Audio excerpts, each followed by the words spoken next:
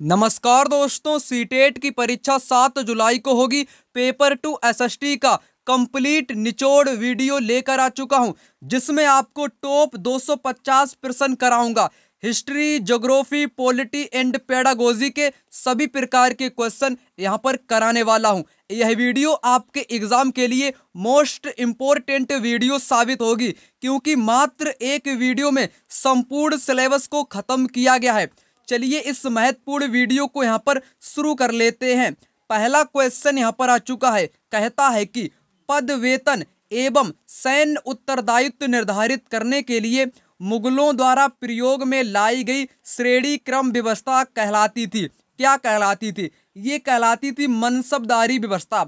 मनसबदारी व्यवस्था में पद, वेतन, सैन्य उत्तरदायित्व इत्यादि निर्धारित करने के लिए मुगलों के द्वारा लाई गई एक व्यवस्था थी, जिसको मनसबदारी व्यवस्था के नाम से जानते हैं। चलिए बढ़ते हैं अगले प्रश्न की तरफ। अगला प्रश्न यहाँ पर आ चुका है, कहता है कि भारत द्वारा निम्नलिखित में से किस शासन प्रणाली को अपनाया गया था? यहाँ पर करेक्ट आंसर होगा 4 विकल्प। संसदीय और संघीय शासन प्रणाली को भारत सरकार द्वारा अपनाया गया था। चलिए यहाँ पर बढ़ते हैं अगले प्रश्न की तरफ। अगला प्रश्न यहाँ पर कहता है कि वंदगाह शब्द को मध्ययुगीन काल में किसके लिए उपयोग किया गया? यहाँ पर करेक्ट आंसर होगा तीसरा वाला विकल्प। गुलामों या दासों के लिए वंदगाह शब्द प्रयोग किया गया था। वंदगाह शब्द एक फारसी शब्द है। कैसा शब्द है? फारसी शब्द है, जो कि मध्यकाल के जो दिल्ली के सल्तनत काल के जो राजा हुए, वो वंदगा शब्द को इस्तेमाल करते थे गुलामों के लिए। गुलाम अक्सर ये खरीदे जाते थे, यानी कि राजा इनको खरीदा करता था। राजा गुलामों पर अपने पुत्र से बढ़कर विश्वास भी करता था। ये कुछ महत्वपूर्ण चीजें हैं, कंसेप्ट हैं जो गुलाम के बारे में हैं। चलिए बढ़ते हैं अगले प्रश्न की तरफ। अगला प्रश्न यहाँ पर कहता है कि भारत की निम्नलिखित में से किस साहित्यिक विरासत का अर्थ निकट जाना और बैठना है? ये बहुत महत्वपूर्ण प्रश्न है। यहाँ पर उत्तर आपका होगा उपनिषद। उपनिषद का अर्थ होता है निकट जाना और बैठना। चलिए बढ़ते हैं अगले प्रश्न की तरफ। अगला प्रश्न यहाँ पर आ चुका है, कहता है कि निम्नलिखित में से स्वाभिमान आंदोलन की स्थापना किसने की? यहाँ पर करेक्ट आंसर होगा पहला विकल्प। ईवी रामास्वामी पेरियार ने स्वाभिमान आंदोलन की स्वाभिमान आंदोलन की स्थापना की ना। किसने? रामास्वामी ने। ठीक है, ये दक्षिण भारत के एक आंदोलनकारी थे। इन्होंने दोस्तों एक महत्वपूर्ण और भूमिका निभाई। कौन सी भूमिका? इन्होंने एक काम किया था। क्या काम किया था? इन्होंने विरोध किया था। किसका विरोध किया था? भगवत गीता का, रामायण का, मनुस्मृति जैसे ग्रंथों का। ये भी याद रखो, महत्वपूर्ण है। इन्होंने सबका बहिष्कार कर दिया था, जाति प्रथा का, याद रखना। चलिए एक और चीज यहाँ पर आपको बताना चाहूंगा। नारायण गुरु आपके एग्जाम में हर बार पूछा जाता है। इसने क्या किया था? एक जाति एक धर्म का नारा किसने दिया था? एक जाति एक मतलब कि मानवता के लिए एक जाति एक धर्म का नारा नारायण गुरु ने दिया था। ये भी याद रखना। चलिए यहाँ पर बात करते हैं अगले प्रश्न की। सत्यशोधक समाज की स्थापना किसने की थी? सत्यशोधक समाज की स्थापना ज्योतिबा राव फूले ने की थी। कब की थी? 1873 में की थी। 1873 में ज्योतिबा राव फूले ने सत्यशोधक समाज की स्थापना की थी। इनके द्वारा एक पुस्तक लिखित है, उस पुस्तक का नाम है गुलामगिरी। उस पुस्तक का नाम क्या है दोस्तों? उस पुस्तक का नाम है गुलामगिरी, जो कि अमेरिकी गृह युद्ध में जो आपके दास लोग थे, दास लोगों के बारे में वर्णन देखने को मिलता है। गुलामगिरी पुस्तक जो कि ज्योतिबा राव फूले के द्वारा लिखी गई पुस्तक है। अगला प्रश्न यहाँ पर आ चुका है, कहता है कि भारत के संविधान के अनुसार निम्नलिखित में से कौन सा मौलिक अधिकार नहीं है? आपको यहाँ पर नहीं वाला बताना है। शिक्षा का अधिकार भी भारत के संविधान में आता है, शोषण के विरुद्ध भी आता है, धर्म की आज़ादी का अधिकार भी आता है, परंतु संपत्ति का अधिकार नहीं आता है। इसलिए यहाँ पर करेक्ट आंसर संपत्ति का अधिकार होगा, क्योंकि नहीं वाला आपसे यहाँ पर पूछा है। अगला प्रश्न यहाँ पर कहता है कि अस्पृश्यता किसके आधार पर भेदभाव को संदर्भित करती है? यहाँ पर करेक्ट आंसर होगा जाति। जो जाति प्रथा होती है उसके आधार पर अस्पृश्यता भेदभाव को दर्शाती है, याद रखना। चलिए यहाँ पर बात करते हैं अगले प्रश्न की। अगला प्रश्न यहाँ पर आ चुका है, कहता है कि निम्नलिखित में से किन सेवाओं को सार्वजनिक सेवाओं में सम्मिलित किया जा सकता है? सार्वजनिक सेवाओं का मतलब होता है ऐसी सेवाएं जो सभी जगहों पर व्याप्त हों, सभी जगहों पर फैली हों, वो आपकी होती है सार्वजनिक सेवा। पुलिस सेवाएं आपकी सार्वजनिक हैं क्योंकि सभी जगह पर आपकी पुलिस तैनात रहती है। न्यायिक सेवाएं यानी कि सभी जगहों पर अदालत हैं, न्यायालय हैं, यानी कि न्यायिक सेवाएं भी सभी जगहों पर आपकी व्याप्त हैं। शैक्षिक सेवाएं स्कूल प्रत्येक जगहों पर हैं, यानी कि शैक्षिक सेवाएं भी प्रत्येक जगह यानी कि सार्वजनिक सेवा के अंतर्गत आएगी। निर्माण सेवाएं सभी जगहों पर नहीं है, इसलिए यहाँ पर निर्माण सेवा गलत होगा। ए बी सी यहाँ पर करेक्ट उत्तर होगा। 4 विकल्प यहाँ पर करेक्ट आंसर माना जाएगा।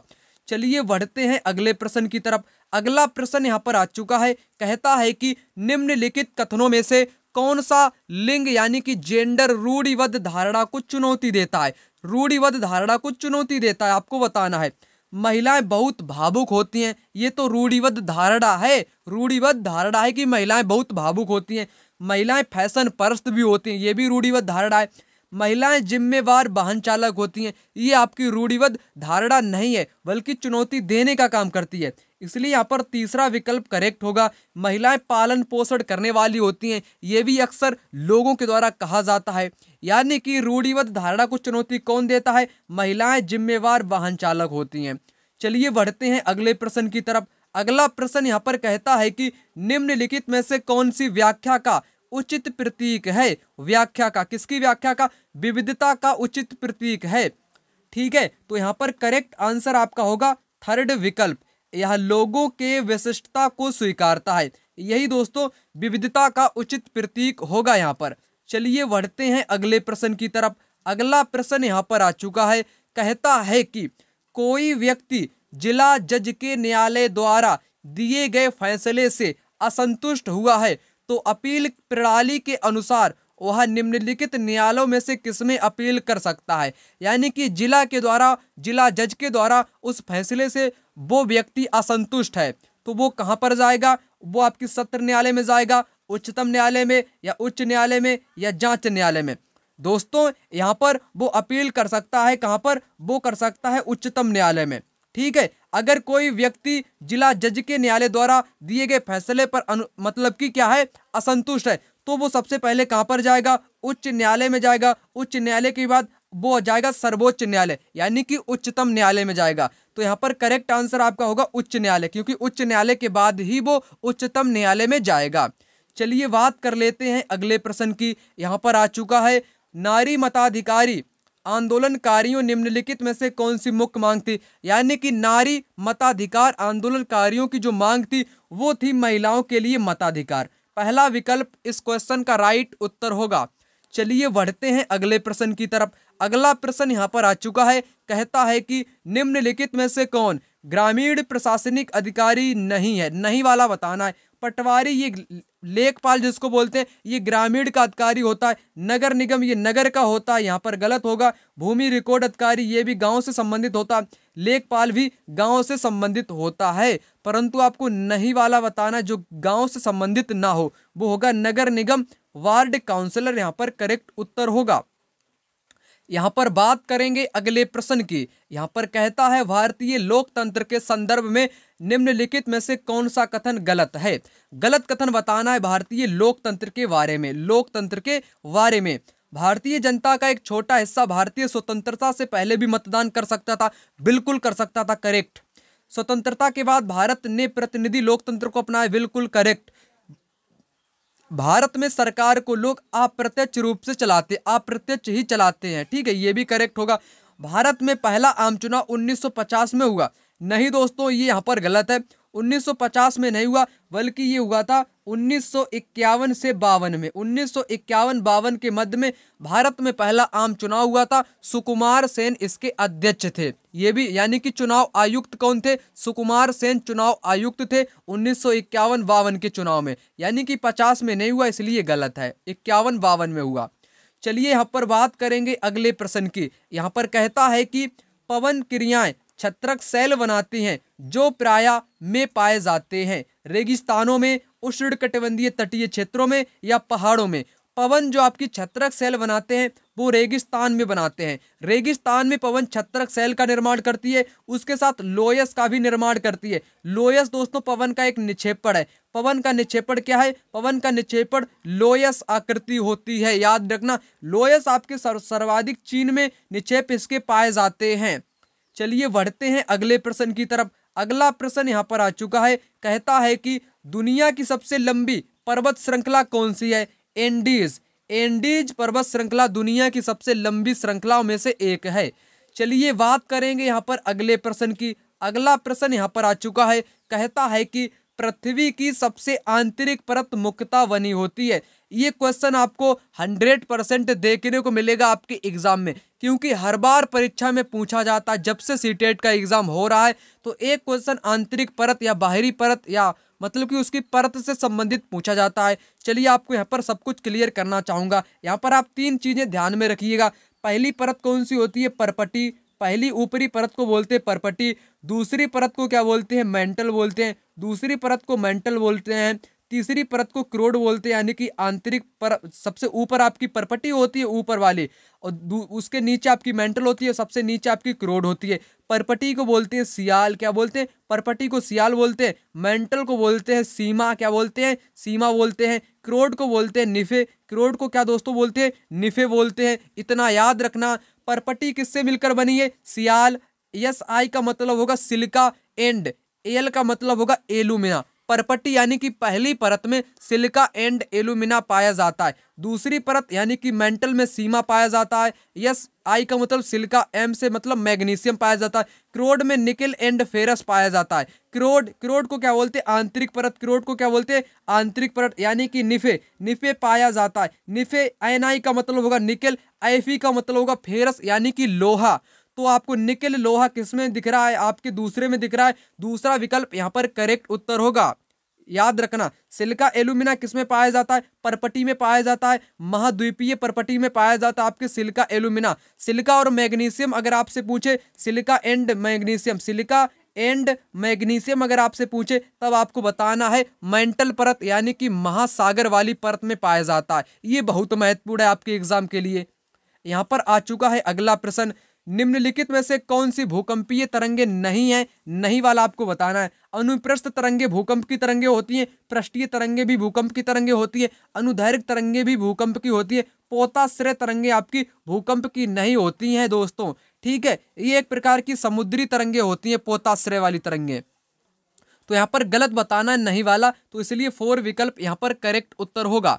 चलिए बढ़ते हैं दोस्तों अगले प्रश्न की तरफ। अगला प्रश्न यहाँ पर आ चुका है, कहता है कि हिमनद के निक्षेपण को कहा जाता है। हिमनद के निक्षेपण को हिमोल्ड कहते हैं। पहला यहाँ पर करेक्ट है। लोयस किसका निक्षेपण है? लोयस मैंने आपको बताया था पवन का निक्षेपण है, जो कि रेगिस्तान में सक्रिय होता है। तटबंध किसका निक्षेपण है? ये दोस्तों नदी का निक्षेपण है। समुद्री गुफा किसका निक्षेपण है? ये दोस्तों समुद्र का निक्षेपण है। ये ऐसे क्वेश्चन है जो बार बार रिपीट होते हैं। मिलान वाले भी क्वेश्चन बनते हैं, स्टेटमेंट वाले भी क्वेश्चन बनते हैं, यानी कि सभी प्रकार के क्वेश्चन यहाँ से पूछे जाते हैं। अगला प्रश्न यहाँ पर आ चुका है, कहता है कि कथनों को पढ़िए और नीचे दिए गए विकल्पों में से सही उत्तर चुनिए। चलिए आपको बताता हूं। कथन ए, कृषि एक प्राथमिक क्रिया है। बिल्कुल राइट यहाँ पर कथन दिया गया। कृषि कैसी है? एक प्राथमिक क्रिया है। प्राथमिक क्रिया के अंतर्गत कृषि, पशुपालन, खनन, लकड़ी काटना, वनों को काटना, ये सभी आपके प्राथमिक क्रियाओं के अंतर्गत आते हैं। याद रखना, ये पहला वाला यहाँ पर बिल्कुल करेक्ट है। कृषि कैसी क्रिया है? ये आपकी प्राथमिक क्रिया है। प्राथमिक क्रियाएं जो होती हैं वो प्राकृतिक पर निर्भर करती हैं, यानी कि प्रकृति पर निर्भर क्रियाओं को ही प्राकृतिक क्रिया कहते हैं। कथन दूसरा है, फसलों, फलों, सब्जियों, फूलों को उगाना, पशुधन पालन कृषि में सम्मिलित है। जी हाँ, बिल्कुल दोनों ही आपके राइट आंसर होंगे, प्राथमिक क्रिया के बारे में सही हैं। यहाँ पर करेक्ट उत्तर होगा सी विकल्प, यानी कि थर्ड वाला A and B are true. चलिए बढ़ते हैं अगले प्रश्न की तरफ। अगला प्रश्न यहाँ पर कहता है कि गेहूं एवं जौ जैसी फसल उगाने के सर्वप्रथम साक्ष्य निम्नलिखित में से किस स्थान पर मिले थे? ये दोस्तों मिले थे सुलेमान और किरथर की पहाड़ियों में। सुलेमान और किरथर की पहाड़ियों में मिले थे, ठीक है। तो ये आपके पश्चिम में पड़ती हैं, पाकिस्तान वाले इलाकों में, लाहौर वाले आगे के क्षेत्र में, ठीक है। तो ये याद रखना, यहाँ पर सबसे पहले गेहूं और जौ उगाने के साक्ष्य प्राप्त हुए थे। यहाँ पर आ चुका है अगला प्रश्न, कहता है कि स्त्री पुरुष तुलना नामक पुस्तक की रचना निम्नलिखित में से किस सुधारक द्वारा की गई थी? ये की गई थी ताराबाई शिंदे के द्वारा। स्त्री पुरुष जो तुलना पुस्तक है, इसमें पुरुषों तथा महिलाओं के जो सामाजिक अंतर हैं उनको यहाँ पर बताया गया है, जिसकी लेखिका है ताराबाई शिंदे। चलिए बढ़ते हैं अगले प्रश्न की तरफ। अगला यहाँ पर है, दुनिया की प्राचीनतम चट्टानें कहाँ पर स्थित हैं? दुनिया की जो पुरानी चट्टानें प्राचीन, वो पश्चिमी ऑस्ट्रेलिया में स्थित हैं। अगला प्रश्न यहाँ पर आ चुका है, कहता है कि कथनों को पढ़िए और नीचे दिए गए विकल्पों में से सही विकल्प का चयन कीजिए। कथन ए, कृषि एक प्राथमिक क्रिया है। बिल्कुल करेक्ट यहाँ पर होगा। कृषि कैसी क्रिया है? कृषि एक प्राथमिक क्रिया है। प्राथमिक क्रियाओं के अंतर्गत दोस्तों खनन करना, यानी कि खनिज वाली जो विधि होती है, खनन करना, खेती करना, कृषि करना, पशुपालन करना, ठीक है, ये सभी आपकी किसमें आती हैं? ये सभी प्राथमिक क्रियाओं में आती हैं। पहला स्टेटमेंट करेक्ट होगा। कथन भी है, फसलों, फलों, सब्जियों, फूलों को उगाना और पशुधन पालन कृषि में सम्मिलित है। दोनों कथन आपके यहाँ पर राइट उत्तर हो जाएंगे। चलिए बढ़ते हैं अगले प्रश्न की तरफ। अगला प्रश्न यहाँ पर कहता है कि गेहूं एवं जौ जैसे फसल उगाने के लिए सर्वप्रथम साक्ष्य निम्नलिखित में से किस स्थान से मिले? सही विकल्प का चुनाव करो। यहाँ पर एक करेक्ट उत्तर होगा, सुलेमान और किरथर की पहाड़ियों में सर्वप्रथम गेहूं एवं जौ उगाने के साक्ष्य प्राप्त हुए हैं। चलिए यहाँ पर बात कर लेते हैं अगले प्रश्न की। यहाँ पर कहता है, स्त्री पुरुष तुलना नामक पुस्तक की रचना निम्नलिखित में से किस समाज सुधारक द्वारा की गई है? ये की गई है ताराबाई शिंदे के द्वारा। ताराबाई शिंदे के द्वारा स्त्री पुरुष तुलना नामक पुस्तक की रचना की गई है, जिसमें स्त्रियों तथा पुरुषों के सामाजिक अंतरों का यहाँ पर आलोचना की गई है। चलिए बात करेंगे यहाँ पर अगले प्रश्न की। कहता है, दुनिया की प्राचीनतम चट्टानें कहाँ पर हैं? दुनिया की प्राचीनतम चट्टानें हैं पश्चिमी ऑस्ट्रेलिया में। चलिए यहाँ पर बात करेंगे अगले प्रश्न की। यहाँ पर कहता है कि निम्नलिखित में से मानचित्रों का कौन सा घटक नहीं है? गलत बताना है। आकार मानचित्र का घटक नहीं होता है, बल्कि दिशा, प्रतीक, दूरी। दूरी, दिशा, प्रतीक, ये मानचित्र के 3 प्रमुख घटक है। कितने घटक? 3 मानचित्र के घटक होते हैं। महत्वपूर्ण है, याद रखना। एक चीज और यहाँ पर ऐड कर लीजिएगा, मानचित्र आपके 3 प्रकार के होते हैं। एक तो आपका होता है राजनीतिक। राजनीतिक तो सभी लोग जानते हो। इसमें क्या होता है? इसमें किसी देश की सीमाएं, गांव, शहर इत्यादि को दर्शाया जाता है। यानी कि गांव को दर्शाने के लिए शहर को, नगर को, किसी भी देश को, विदेश को की सीमाओं को दर्शाने के लिए राजनीतिक मानचित्र का उपयोग किया जाता है। दूसरा मानचित्र होता है एक आपका भौतिक मानचित्र। भौतिक मानचित्र, फिजिकल मैप। इस मानचित्र का उपयोग महासागर, महाद्वीप, नदियां, झील, झरने इत्यादि को दर्शाने के लिए, ठीक है, यानी कि प्राकृतिक वाली चीजों को दर्शाने के लिए क्या किया जाता है? भौतिक मानचित्र, महासागर, झील, झरने, महाद्वीप इत्यादि को दर्शाने के लिए। अब यहाँ पर बात करेंगे, जैसे पर्वत है, पहाड़ है, पठार है, तो इत्यादि को दर्शाने के लिए भौतिक मानचित्र का ही उपयोग करते हैं। एक आपका होता है थीमेटिक। थीमेटिक मानचित्र होता है जिसका उपयोग वर्षा वितरण को दिखाने के लिए, ठीक है, वनों को दिखाने के लिए, यानी कि वन यानी कि जंगलों को दिखाने के लिए, उसके साथ औद्योगिक जो कारखाने होते हैं, औद्योगिक जो कारखाने होते हैं, इनको दर्शाने के लिए थीमेटिक मानचित्र का यूज किया जाता है। ये भी महत्वपूर्ण है, कई कई बार एग्जाम में पूछा जाता है। यहाँ पर घटक नहीं वाला पूछा था, तो यहाँ पर आकार इसका गलत होगा, ठीक है। तो चलिए बढ़ते हैं अगले प्रश्न की तरफ। अगला प्रश्न यहाँ पर कहता है कि रक्षक मेखलाएं मदद करती हैं। रक्षक मेखलाएं मदद करती हैं पवन की गति को रोकथाम कर मृदा आवरण के संरक्षण में। यहाँ पर डी विकल्प करेक्ट उत्तर होगा। चलिए बढ़ते हैं अगले प्रश्न की तरफ। अगला प्रश्न यहाँ पर कहता है, नए चरागाहों की खोज में लोगों के मौसमी आवागमन को कहा जाता है ऋतु प्रवास। इसको बोलते हैं, क्या बोलते हैं? इसको बोलते हैं ट्रांस ह्यूमन, यानी कि ह्यूमन ट्रांस इसको बोला जाता है। ऋतु प्रवास ये मौसम के अनुसार किया जाता है।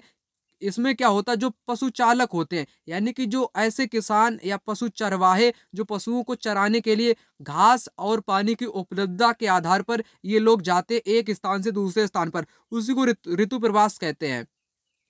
चलिए बात कर लेते हैं अगले प्रश्न की। यहाँ पर है, ज्योतिबा फूले ने जाति असमानता की आलोचना किसके द्वारा की है?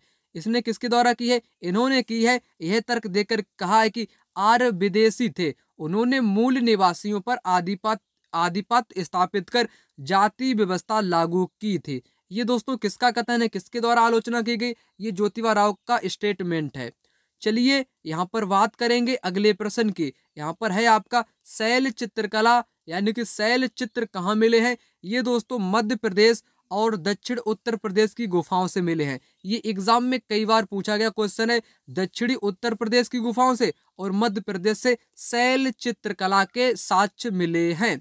चलिए बात करते हैं अगले प्रश्न की। यहाँ पर है समुद्रगुप्त का दरबारी कवि कौन था? समुद्रगुप्त का दरबारी कवि था हरिशेन। हरिशेन ने प्रयाग प्रस्तुति की रचना की। किसकी? प्रयाग प्रस्तुति की रचना किसने की? ये की है दोस्तों हरिशेन ने की है, जो कि समुद्रगुप्त का दरबारी कवि था। प्रयाग प्रस्तुति की भाषा कैसी है? इसकी भाषा संस्कृत है। कैसी है? संस्कृत है इसकी भाषा। तो आपके एग्जाम में पूछा जाता है। ठीक है, तो चलिए बढ़ते हैं अगले प्रश्न की तरफ। अगला प्रश्न यहाँ पर कहता है कि औपनिवेशिक काल में विधवा विवाह के संदर्भ में निम्नलिखित कथनों में से सत्य चुने। यहाँ पर करेक्ट उत्तर होगा सेकेंड विकल्प, ईश्वर चंद्र विद्यासागर ने प्राचीन ग्रंथों का उपयोग यह सुझाव देने के लिए किया कि विधवाएं पुनर्विवाह कर सकती हैं। ये कब शुरू किया गया था? 1856 में। कब? 1856 में शुरू किया गया था। यहाँ पर बात कर लेते हैं अगले प्रश्न की। 1829 में सती प्रथा को प्रतिबंधित करवाने में अहम भूमिका किनकी थी? सती प्रथा को प्रतिबंधित करवाने में। ठीक है, तो यहाँ पर राजा राम मोहन राय की भूमिका थी। चलिए बढ़ते हैं अगले प्रश्न की तरफ। अगला प्रश्न यहाँ पर है पेरिया पूर्णम एक तमिल कृति है, हमें किसके बारे में जानकारी देती है? पेरिया पूर्णम दोस्तों साधारण पुरुषों और महिलाओं के बारे में जानकारी देती है। यहाँ पर चौथा वाला विकल्प करेक्ट उत्तर होगा। चलिए यहाँ पर बात करते हैं अगले प्रश्न की। निम्नलिखित में से काश्तकार की चाबुक किसने लिखी? ये ज्योतिबा फूले ने लिखी। किसने? ज्योतिबा फूले ने काश्तकार की चाबुक नामक पुस्तक की रचना की। और इसी के साथ गुलामगिरी, मैंने आपको क्या बताया था, गुलामगिरी भी इन्हीं की द्वारा लिखी गई पुस्तक है, जिसमें अमेरिकी दास प्रथा के बारे में बताया गया है। चलिए बात करते हैं अगले प्रश्न की। निम्नलिखित में से कौन भारत में एक राज्य के राज्यपाल की नियुक्ति करते हैं? राज्यपाल की राज्य में नियुक्ति कौन करता है? केंद्र सरकार करता है। ठीक है, तो यहाँ पर थर्ड विकल्प इस क्वेश्चन का राइट उत्तर होगा। चलिए बढ़ते हैं अगले प्रश्न की तरफ। यहाँ पर कहता है प्रधानमंत्री का चुनाव कौन करता है? प्रधानमंत्री का चुनाव सांसद करते हैं। ठीक है, सांसद करते हैं। चलिए यहाँ पर बात करेंगे अगले प्रश्न की। यहाँ पर कहता है भारत में अस्पृश्यता प्रथा के कारण निम्नलिखित में से किस मौलिक अधिकार का उल्लंघन किया जाता है? यहाँ पर होगा दोस्तों, क्या होगा? ये होगा यानी कि अस्पृश्यता, छुआछूत वाली जो प्रथा है, किस कारण से, मतलब कि छुआछूत प्रथा के कारण किस मौलिक अधिकार का उल्लंघन होता है? यहाँ पर दोस्तों होता है आपके किसका? समानता का होता है। किसका? समानता का होता है। पहला वाला यहाँ पर करेक्ट आंसर हो जाएगा। चलिए यहाँ पर बात कर लेते हैं अगले प्रश्न की। यहाँ पर कहता है भारत के संविधान में निम्नलिखित में से किसका उल्लेख नहीं है? नहीं आपको बताना है। राजनीतिक दलों का उल्लेख भारत के संविधान में नहीं है, बल्कि इन सभी का उल्लेख है। अगला प्रश्न यहाँ पर कहता है कि निम्नलिखित में से कौन राज्यसभा के सदस्यों का चुनाव करता है? यहाँ पर करेक्ट उत्तर होगा विधायक। विधानसभा के सदस्य यानी कि विधायक राज्यसभा के सदस्यों का चुनाव करते हैं। चलिए बढ़ते हैं अगले प्रश्न की तरफ। यहाँ पर कहता है 2006 में नेपाल में सरकार का रूप राजतंत्र से बदलकर हो गया था। एक तंत्र में, तानाशाही में, लोकतंत्र में या अल्पतंत्र में? यहाँ पर करेक्ट उत्तर होगा लोकतंत्र, यानी कि नेपाल जो है ये वर्ष 2006 में लोकतंत्र हुआ था। चलिए बात कर लेते हैं अगले प्रश्न की। यहाँ पर कहता है भारत का वर्णन करने के लिए विविधता में एकता मुहावरे का निर्माण किसने किया था? ये दोस्तों विविधता में एकता मुहावरे का निर्माण किसने किया था? पंडित जवाहरलाल नेहरू ने किया था। ये क्वेश्चन कई बार एग्जाम में पूछा गया है। चलिए बढ़ते हैं अगले प्रश्न की तरफ। यहाँ पर कहता है प्रदूषण रहित हवा का अधिकार भारत में किस मौलिक अधिकार के भाग के रूप में स्वीकारा गया है? यानी कि सभी के लिए प्रदूषण रहित हवा का भी अधिकार है, पानी का भी अधिकार है, यानी कि जल का भी अधिकार है। वो दोस्तों जीवन के यानी कि जीवन के अधिकार में आता है। जीवन के अधिकार स्वतंत्रता के अधिकार में ही आता है। ठीक है, तो ये जीवन वाले अधिकार में आ जाएगा। चलिए बात करते हैं अगले प्रश्न की। यहाँ पर है आपका 1997 में भारतीय उच्चतम न्यायालय ने विशाखा निर्देश की रचना महिलाओं को यौन उत्पीड़न से बचाने के लिए की। बिल्कुल की। गाड़ियों में, कार्यस्थलों पर, वैवाहिक संबंधों में या सड़कों पर। ये दोस्तों कार्यस्थलों पर जो महिलाएं थीं उनको बचाने के लिए यौन उत्पीड़न वाला एक कानून लाया गया। यौन उत्पीड़न से बचाने के लिए जो महिला जो कार्यस्थलों पर काम करती है उनके लिए एक ये नियम है। 1997 में ये आपका पारित हुआ था, यानी कि एक केस आया था। चलिए यहाँ पर बात करते हैं अगले प्रश्न की। बुर्ज होम कश्मीर में किस प्रकार के निवास स्थल मिले हैं? किस प्रकार के मिले हैं? यहाँ पर जमीन के नीचे मिले हैं। जमीन के नीचे यानी कि दोस्तों यहाँ के जो लोग थे वो गर्तों में निवास करते थे। गर्तों का मतलब होता है गड्ढा। गड्ढों में लोग निवास करते थे। क्यों निवास करते थे? सर्दियों से बचाव के लिए भी निवास करते थे, आंधी तूफान जैसे इनसे बचाव के लिए भी ये गड्ढों में निवास करते थे। ठीक है, बुर्ज होम है कहाँ पर? ये आपके है कश्मीर में। चलिए बात करते हैं अगले प्रश्न की। यहाँ पर है अगला प्रश्न, कहता है मानव इतिहास की लगभग 99% कहानी किस काल में घटित हुई है? ये दोस्तों आपकी किस काल में है? ये पुरापाषाण काल में। किस काल में दोस्तों? पुरापाषाण काल में घटित हुई हैं। यहाँ पर थर्ड वाला विकल्प करेक्ट होगा। चलिए यहाँ पर बात करते हैं अगले प्रश्न की। 7वीं शताब्दी के प्रारंभ में निम्नलिखित में से किस विचार पर लोगों ने सवाल उठाना शुरू कर दिया था? लोगों ने सवाल उठाना शुरू कर दिया था। सामाजिक विशेषाधिकार किसी का जन्म का परिणाम है। इस पर दोस्तों सवाल उठाना 7वीं शताब्दी में कर दिया गया था। चलिए बढ़ते हैं अगले प्रश्न की तरफ। अगला प्रश्न यहाँ पर आ चुका है। कहता क्या है, इस पर ध्यान देंगे आप सभी लोग। अभिकथन 1960 में द्विभाषी बंबई प्रांत को मराठी और गुजराती भाषा बोलने के लिए गुजरात राज्य बनाया गया, यानी कि अलग अलग राज्यों में बांट दिया गया। पहला स्टेटमेंट बिल्कुल करेक्ट है। दूसरा, 1966 में पंजाब का भी विभाजन 2 राज्यों में हुआ। पंजाबी भाषा बोलने के लिए पंजाब बनाया गया, हरियाणवी बोलने के लिए हरियाणा राज्य बनाया गया। ठीक है ना, तो यहाँ पर बनाया गया, बिल्कुल बनाया गया। लेकिन दोस्तों यहाँ पर दोनों ही कथन सही हैं, लेकिन सही व्याख्या नहीं करते हैं, क्योंकि यहाँ पर मराठी और गुजराती की बात कही गई है और यहाँ पर दूसरी बात कही गई पंजाब और हरियाणा की बात कही गई है। अलग अलग कथन है, यहाँ पर एक दूसरे की सही व्याख्या नहीं करते हैं, क्योंकि एक दूसरे से ये रिलेटेड नहीं है, क्योंकि अलग अलग हैं।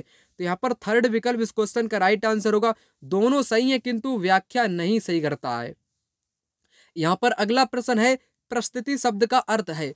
प्रस्तुति शब्द का अर्थ होता है प्रशंसा करना। जैसे समुद्रगुप्त की प्रशंसा में प्रस्तुति किसने लिखी? हरिसेन ने लिखी। ठीक है, तो याद रखना ये महत्वपूर्ण है। चलिए बढ़ते हैं अगले प्रश्न की तरफ। अगला प्रश्न यहाँ पर कहता है, जब नदी मैदान में प्रवेश करती है तो यह मुड़ जाती है और बड़े मोड़ बनाकर बहने लगती है, जो कि विसर्प कहलाता है। क्या कहलाता है? विसर्प कहलाता है। यहाँ पर बात कर लेते हैं अगले प्रश्न की।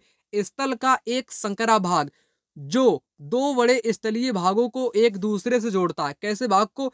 स्थल वाले भागों को जोड़ता है, वो क्या कहलाता है? वो कहलाता है स्थल संधि या स्थल डमरू मध्य कहलाता है। ठीक है, अगर जल की बात करूं, जल वाले भाग को जोड़ेगा, ठीक है, तो उसको जल संधि बोलते हैं। क्या बोलते हैं? जल संधि बोलते हैं। परंतु जो स्थल को जोड़ता है उसको स्थल संधि बोलते हैं। यहाँ पर राइट उत्तर स्थल संधि होगा। चलिए यहाँ पर बढ़ते हैं अगले प्रश्न की तरफ। यहाँ पर है, निम्नलिखित में से कौन सा एक पृथ्वी का परिमंडल नहीं है? नहीं वाला दोस्तों आपको यहाँ पर बताना है। वायुमंडल, ओजोन मंडल, जैव मंडल, स्थल मंडल। पृथ्वी का परिमंडल नहीं है। पृथ्वी का परिमंडल दोस्तों ओजोन मंडल नहीं है, क्योंकि ये वायुमंडल का ही भाग है। किसका भाग है? वायुमंडल का ही भाग है। ठीक है, तो यहाँ पर यही वाला आपका राइट उत्तर होगा। चलिए बढ़ते हैं अगले प्रश्न की तरफ। यहाँ पर कहता है, धरातल के निकट पाए जाने वाले खनिजों को साधारणतया खोदकर निकालने वाली प्रक्रिया को विवृत खनन बोलते हैं। क्या बोलते हैं? विवृत खनन बोलते हैं। ठीक है, जो अधिकतम गहराई में होते हैं, जैसे पेट्रोल को निकालना हो तो प्रवेधन विधि का प्रयोग किया जाता है। प्रवेधन। अगला प्रश्न यहाँ पर है आपका, कहता है वर्षा और कुहरा जैसी घटनाएं वायुमंडल की किस परत के अंदर होती है। वर्षा और कुहरा जैसी घटनाएं कई बार मैंने आपको बताया, क्षोभ मंडल। क्षोभ मंडल में मौसम वाली जितनी भी घटनाएं हैं, मौसम वाली जितनी भी घटनाएं हैं वो आपकी क्षोभ मंडल में ही होती हैं।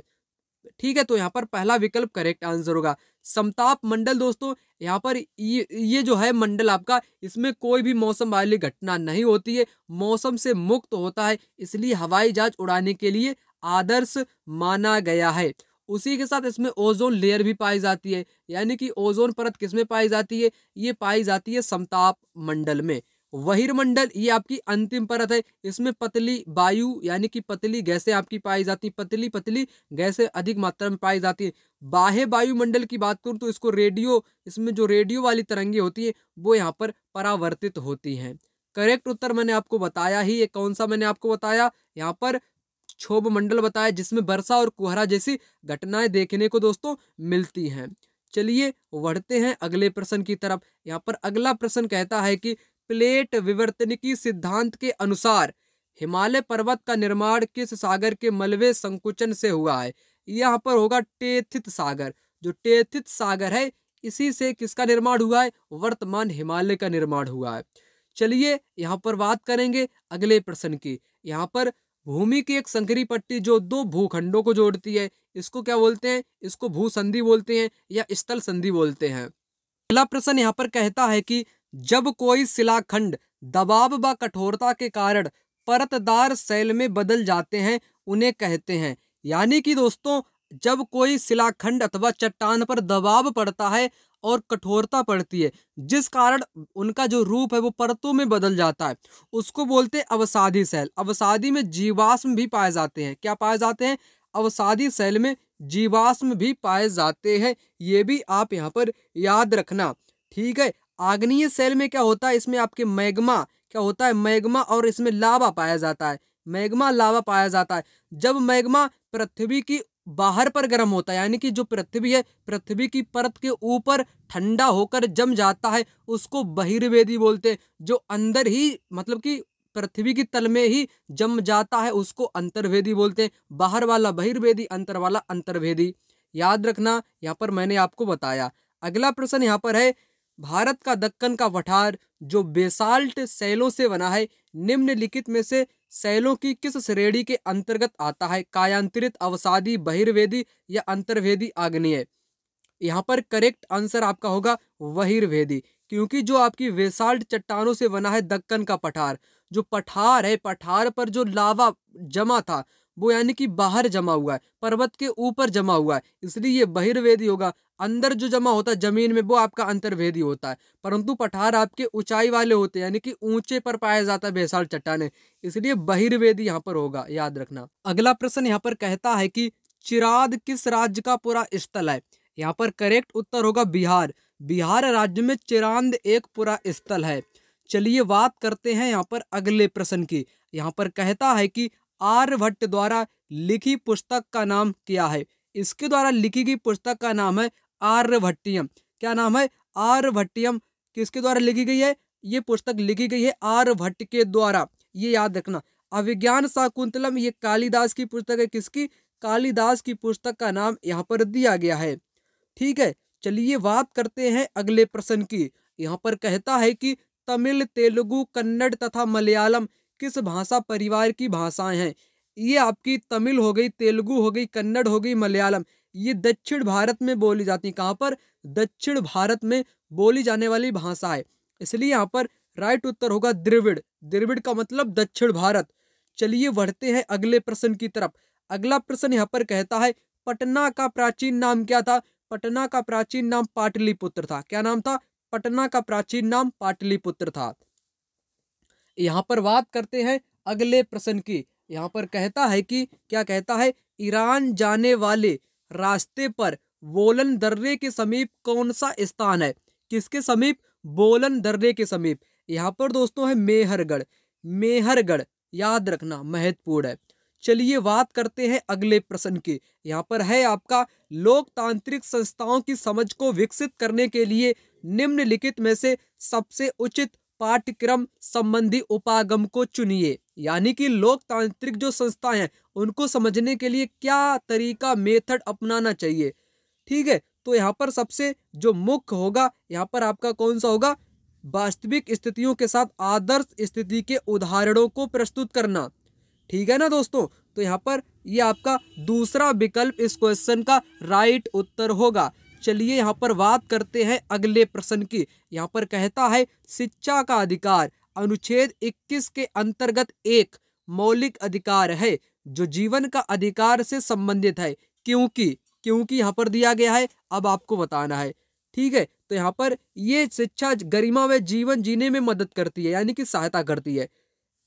पहले ही वाला यहाँ पर करेक्ट उत्तर होगा, शिक्षा गरिमा में जीवन जीने में सहायता करती है।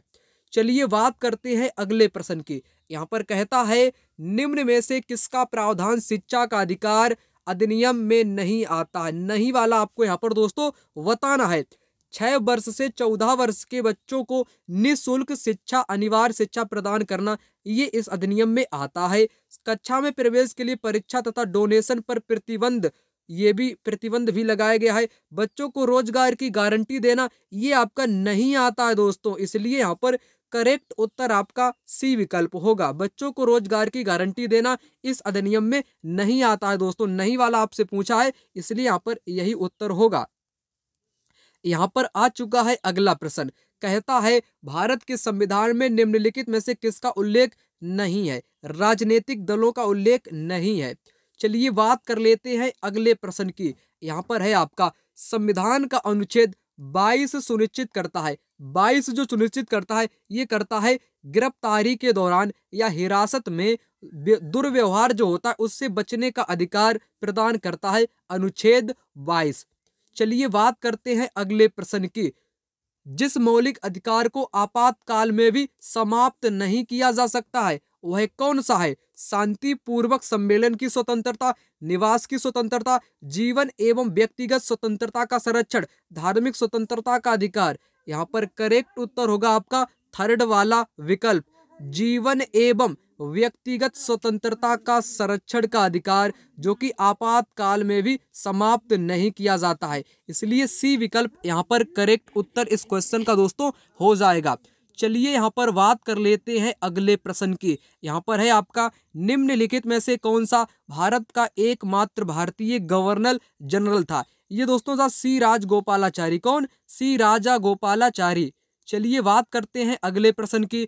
निम्नलिखित में से किसने भारत की रियासतों को एकीकृत करने में निर्णायक भूमिका निभाई थी। किसने? सरदार वल्लभ भाई पटेल, जिनको लौह पुरुष के नाम से भी जानते हैं। किस नाम से? लौह पुरुष के नाम से भी जानते हैं।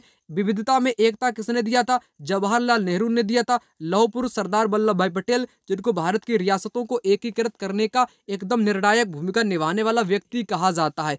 अंबेडकर ये मसौदा समिति के अध्यक्ष थे। श्री राजगोपालाचारी भारत के पहले ही भारतीय गवर्नर जनरल थे। तो यहाँ पर उत्तर होगा आपका सरदार वल्लभ भाई पटेल।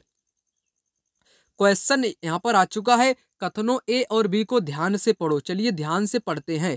पहला कथन, जेम्स मिल ने 1817 में ए हिस्ट्री ऑफ ब्रिटिश इंडिया 3 भागों में प्रकाशित किया। बिल्कुल दोस्तों करेक्ट दिया गया है। जेम्स मिल कहाँ का रहने वाला था? ये दोस्तों स्कॉटलैंड का रहने वाला था। दार्शनिक था, इतिहासकार भी था। ठीक है, तो इसने एक पुस्तक लिखी। उस पुस्तक का नाम क्या है? ए हिस्ट्री ऑफ ब्रिटिश इंडिया, जिसको 3 भागों में प्रकाशित किया था। पहला स्टेटमेंट बिल्कुल करेक्ट यहाँ पर दिया गया है। दूसरा स्टेटमेंट, इसमें उन्होंने भारतीय इतिहास को 3 कालों, प्राचीन, मध्य और आधुनिक में बांटा। बिल्कुल गलत। इसने दोस्तों हिंदू, मुस्लिम और ब्रिटिश में बांटा। 3 में हिंदू, मुस्लिम और ब्रिटिश में बांटा, इसलिए गलत है। यानी कि ए केवल यहाँ पर राइट होगा। ए यहाँ पर दोस्तों राइट होगा और यहाँ पर दूसरा गलत है। चलिए बात करते हैं दोस्तों अगले प्रश्न की। यहाँ पर अगला प्रश्न है, अभिकथन कहता है राजस्व वसूली व्यवस्था महलवारी बंदोबस्त की शुरुआत होल्ट मैकेंजी ने की थी। यहाँ पर बिल्कुल करेक्ट दिया गया है। होल्ट मैकेंजी ने 1822 में कौन सी व्यवस्था लागू की थी?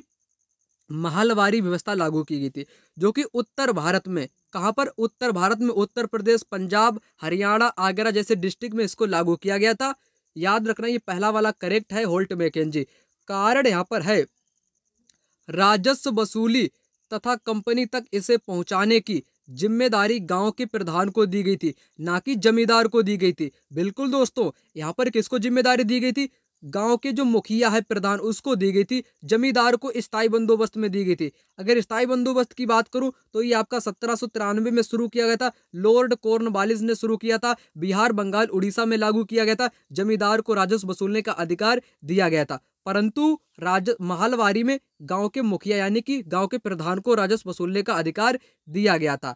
यानी कि दोस्तों दोनों ही आपके राइट है, दोनों सही व्याख्या करते हैं, इसलिए यहाँ पर सही विकल्प करेक्ट उत्तर होगा। चलिए यहाँ पर बात कर लेते हैं अगले प्रश्न की। यहाँ पर कहता है कि ऋग्वेद मूल रूप से निम्नलिखित में से किस भाषा में रची गई है? यहाँ पर इस क्वेश्चन का राइट उत्तर होगा आपका संस्कृत। संस्कृत में ऋग्वेद की रचना की गई है। अगला प्रश्न यहाँ पर कहता है कि निम्नलिखित में से वस्तु विनिमय पद्धति की सही विशेषता है। वस्तु विनिमय का मतलब होता है वस्तुओं की अदला बदली वाला व्यापार। इस प्रकार यहाँ पर करेक्ट उत्तर आपका कौन सा होगा? यह धन के उपयोग किए बिना वस्तुओं की अदला बदली का व्यापार था। इसमें धन का इस्तेमाल नहीं हुआ करता था, इसलिए इसको बोलते हैं वस्तु विनिमय पद्धति। चलिए बढ़ते हैं अगले प्रश्न की तरफ। अगला प्रश्न यहाँ पर है कालीबंगा किस राज्य में है? कालीबंगा आपके कहाँ पर है? कालीबंगा है राजस्थान में। कालीबंगा कहाँ पर है? राजस्थान में है। यहाँ पर जुते हुए खेतों के साक्ष्य प्राप्त हुए हैं। जुते हुए खेत के साक्ष्य कहाँ से प्राप्त हुए हैं? जुते हुए खेत के साक्ष्य कालीबंगा राजस्थान से प्राप्त हुए हैं। ठीक है ना। चलिए बढ़ते हैं अगले प्रश्न की तरफ। यहाँ पर है कौन सा स्थल प्राग ऐतिहासिक चित्रकला के लिए प्रसिद्ध है? यहाँ पर होगा आपका भीमबेटका की जो गुफाएं हैं वो प्राग ऐतिहासिक चित्रकला के लिए प्रसिद्ध हैं। भीमबेटका की गुफाएं। चलिए यहाँ पर बात करेंगे अगले प्रश्न की। यहाँ पर कहता है कि निम्न में से किस भारतीय साहित्यिक धरोहर का अर्थ गुरु के पास जाकर समीप बैठना है? मैंने आपको शुरुआत में ही बताया था, आर्डक नहीं यहाँ पर होगा, यहाँ पर आपका क्या होगा? उपनिषद। उपनिषद दो शब्दों से मिलकर बना है, उप प्लस निषद। उप प्लस निषद। उप का मतलब होता है पास में, उप का मतलब होता है पास में, ठीक है, मतलब कि नजदीक। निषद का मतलब होता है बैठना, यानी कि गुरु के पास में जाकर के बैठना क्या होता है? उपनिषद होता है। इसलिए यहाँ पर उपनिषद करेक्ट उत्तर होगा। चलिए बढ़ते हैं अगले प्रश्न की तरफ। अगला प्रश्न यहाँ पर आ चुका है। कहता है कि महापाषाणों के विषय में निम्नलिखित कथनों में से कौन सा कथन सही है? सही वाला आपको बताना है। इनका उपयोग दफन करने की जगहों को चिन्हित करने के लिए किया जाता था। महापाषाणों का, ठीक है, या ये भूमिगत रूप से ओझल के रूप में पाए गए यानी कि कम पाए गए हैं। ये पत्थर और औजार बनाने के लिए कच्चा माल उपलब्ध कराते थे। ये भारतीय उपमहाद्वीप के उत्तर पश्चिम में संकेंद्रित थे। यहाँ पर करेक्ट उत्तर होगा पहला वाला विकल्प। महापाषाणों के विषय में करेक्ट होगा इनका उपयोग दफन करने की जगहों को चिन्हित करने के लिए किया जाता था।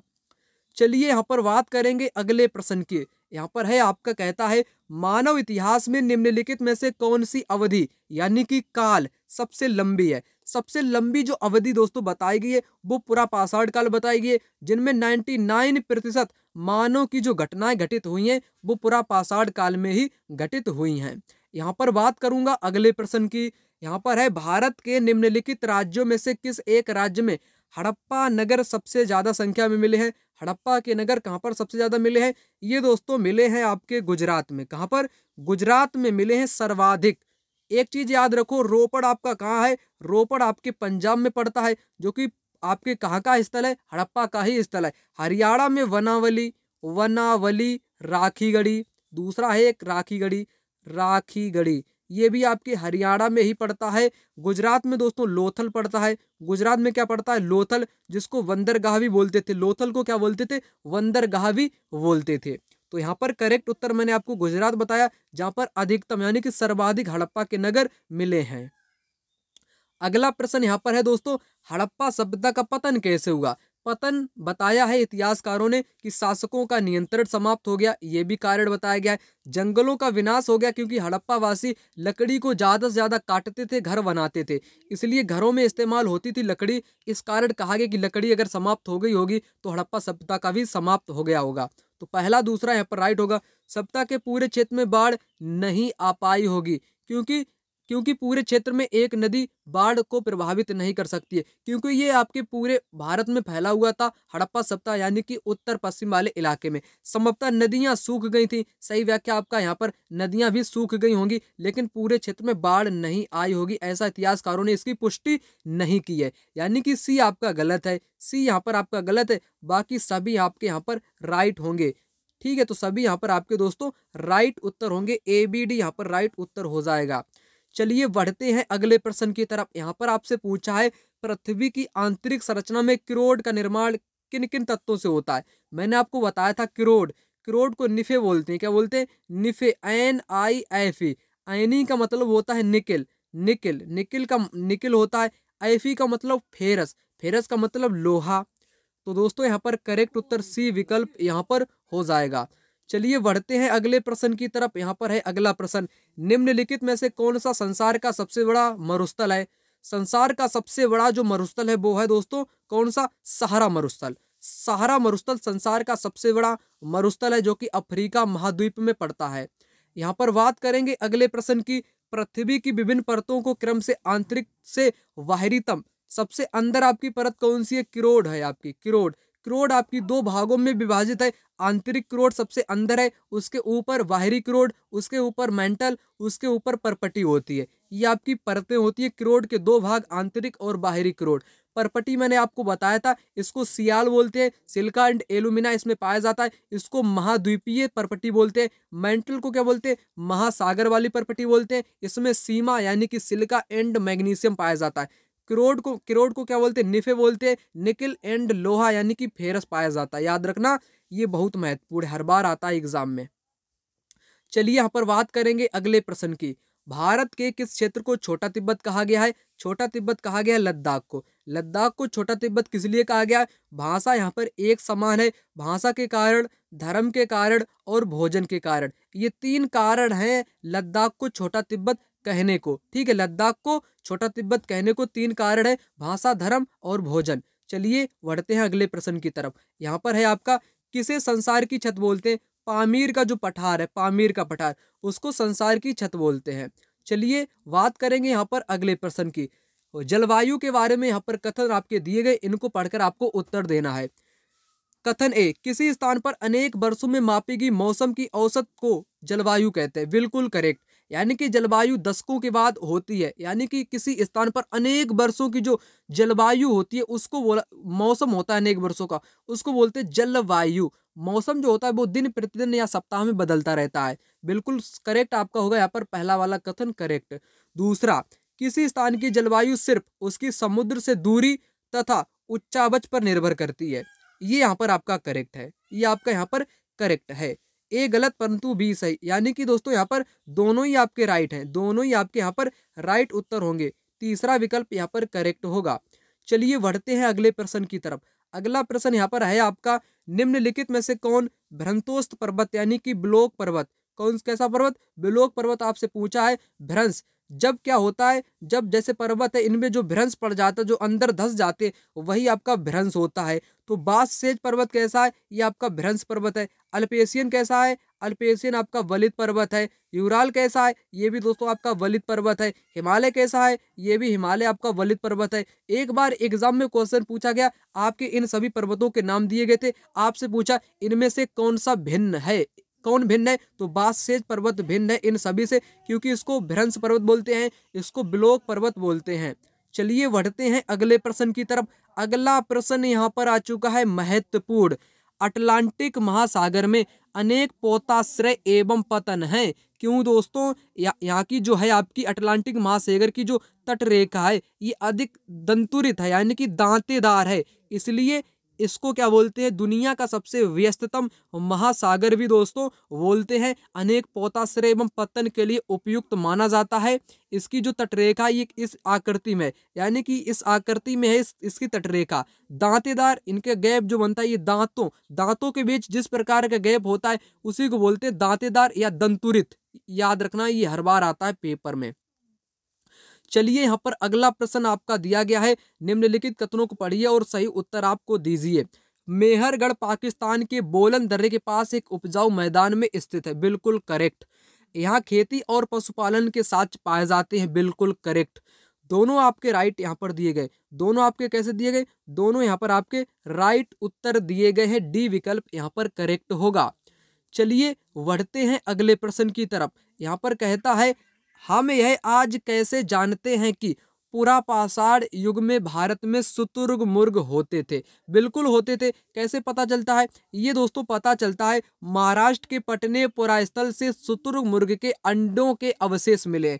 महाराष्ट्र में एक जगह है पटने नामक, ठीक है, वहां से शुतुरमुर्ग के अंडे के छिलके के अवशेष प्राप्त हुए, जिस आधार पर इतिहासकार मानते हैं कि पुरापाषाण युग में भारत में शुतुरमुर्ग हुआ करते थे। चलिए बढ़ते हैं अगले प्रश्न की तरफ। अगला प्रश्न यहाँ पर कहता है, निम्नलिखित में से कौन सा कथन प्रस्तुति के बारे में गलत है? प्रस्तुति का मतलब होता है प्रशंसा। राजा की प्रशंसा करने तथा उनका संरक्षण पाने के लिए उद्देश्य से कवि विद्वान के द्वारा लिखा जाता था। बिल्कुल यहाँ पर करेक्ट बोला गया है। प्रायः राजा उन्हें स्वयं लिखा करते, राजा स्वयं नहीं लिखते थे बल्कि दरबारी लोग लिखते थे। ये यहाँ पर गलत है। ये जिस काल से संबंधित है उस काल के इतिहास के लिए मूल्यवान स्रोत है। बिल्कुल करेक्ट होगा। आगे यहाँ पर है, प्रस्तुति में शासक या राजा की उपलब्धियों का वर्णन देखने को मिलता है। बिल्कुल करेक्ट है। आपको गलत बताना है ना, तो गलत आपका कौन सा है? प्रायः राजा इन्हें स्वयं लिखते थे लेकिन लिखते नहीं थे, इसलिए यहाँ पर वी वाला बिल्कुल राइट होगा, यानी कि गलत आपको बताना था। चलिए यहाँ पर बात करते हैं अगले प्रश्न की। निम्नलिखित में से कौन सा कथन प्राचीन हस्तलिपि के संदर्भ में सही नहीं है? यहाँ पर भी आपको गलत वाला कथन दोस्तों बताना है। ये प्रायः ताड़ पत्रों पर लिखी जाती थी। बिल्कुल करेक्ट बोला गया है। वे जिस काल को प्रदर्शित करती हैं उस काल के लिए मुख्य स्रोत थी। बिल्कुल दोस्तों मुख्य स्रोत थी। वे हस्तलिखित थी, उसके बाद मुद्रित की गई थी। मुद्रित ये कभी नहीं की गई थी, गलत है यहाँ पर। कुछ हस्तलिपियां पत्थर अथवा धातु पर भी उकेरी गई थी। बिल्कुल करेक्ट बोला गया यहाँ पर, लेकिन आपको गलत यानी कि नहीं वाला बताना है, इसलिए यहाँ पर सी विकल्प इस क्वेश्चन का राइट उत्तर हो जाएगा। चलिए बढ़ते हैं अगले प्रश्न की तरफ। राष्ट्रीय अभिलेखागार ये नई दिल्ली में स्थित है। कहां पर? नई दिल्ली में स्थित है। अगला प्रश्न, अर्थशास्त्र का संबंध किससे है?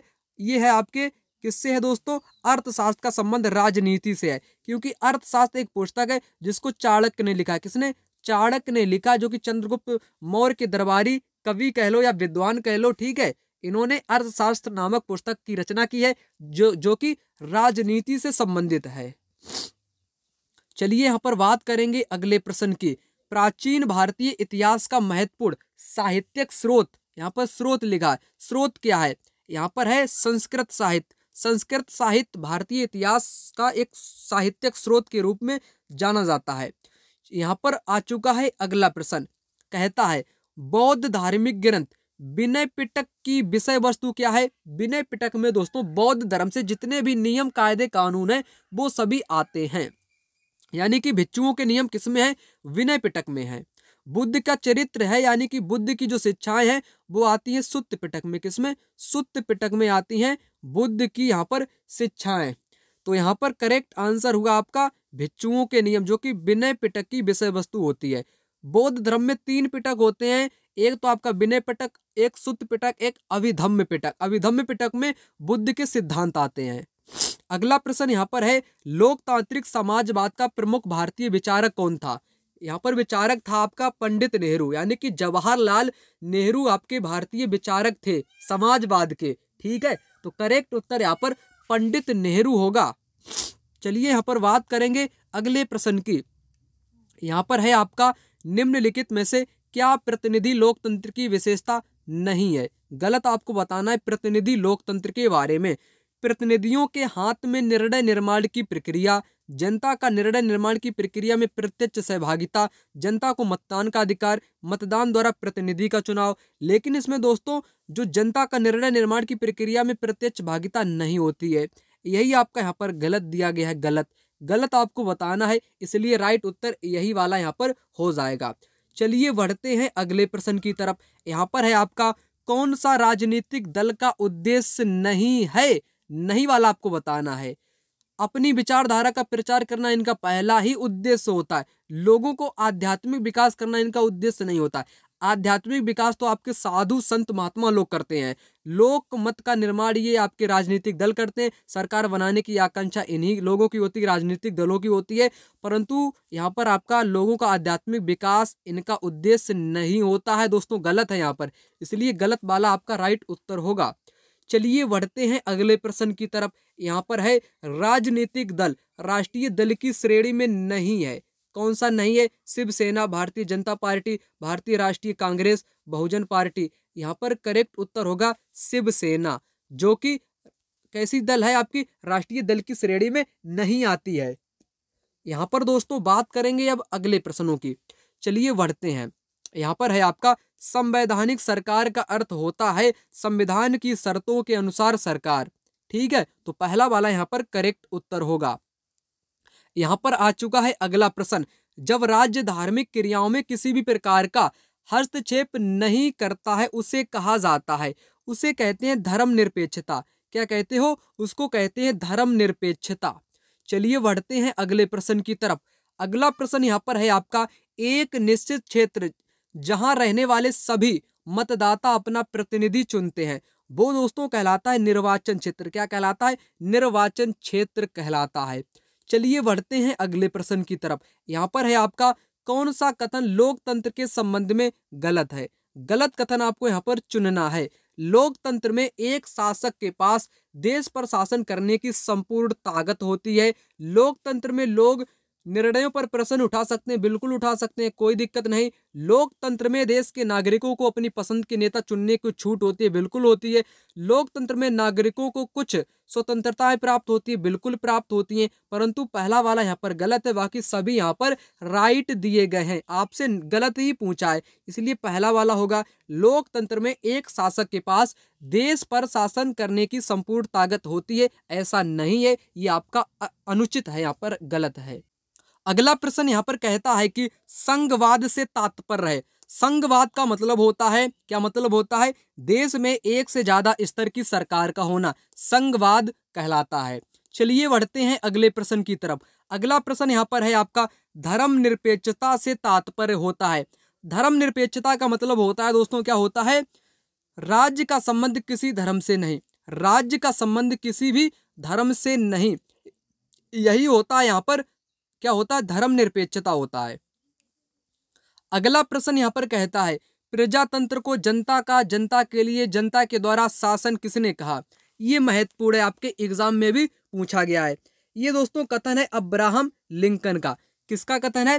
ये अब्राहम लिंकन का कथन है, जिन्होंने कहा है जनता का, जनता के लिए, जनता के द्वारा शासन है। ठीक है, तो चलिए बढ़ते हैं अगले प्रश्न की तरफ। भारत की संविधान सभा में मसौदा समिति के अध्यक्ष कौन थे?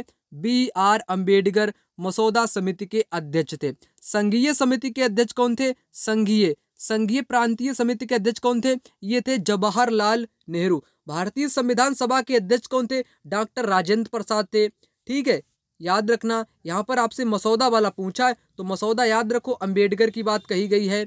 चलिए यहाँ पर बात करता हूँ अगले प्रश्न की। यहाँ पर है आपका निम्नलिखित में से कौन भारत के संविधान की समवर्ती सूची, कैसी सूची? समवर्ती सूची के मामलों में कार्य करता है।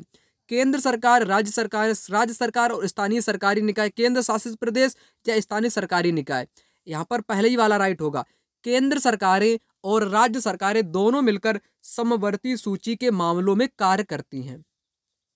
अगला प्रश्न यहाँ पर कहता है कि निम्नलिखित में से कौन भारत की संविधान सभा का अध्यक्ष था? संविधान सभा का अध्यक्ष था डॉक्टर राजेंद्र प्रसाद। यहाँ पर सी विकल्प करेक्ट उत्तर होगा।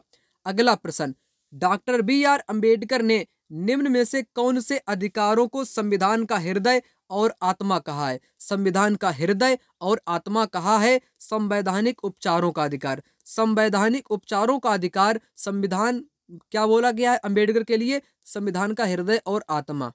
चलिए यहाँ पर अगला प्रश्न कहता है कि भारतीय संविधान की 8वीं अनुसूची में कितनी भाषाओं का उल्लेख है?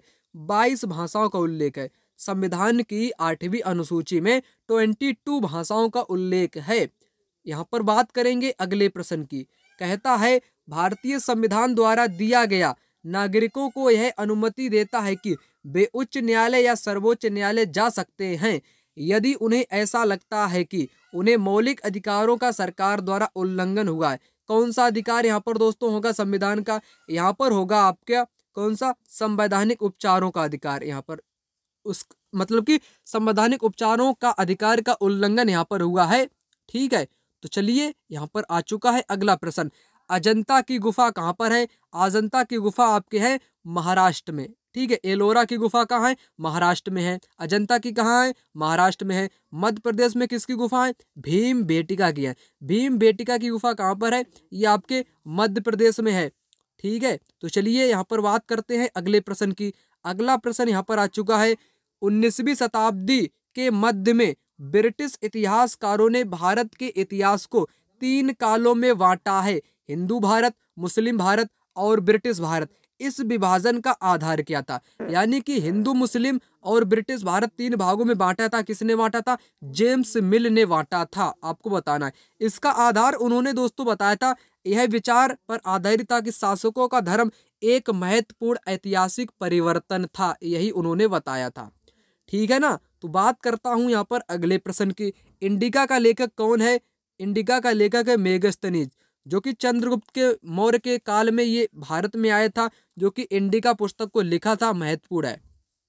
यहाँ पर बात करता हूं अगले प्रश्न की। ऐतिहासिक स्थल वह है जहां पर अतीत के स्मृति शेष या अवशेष मिलते हैं।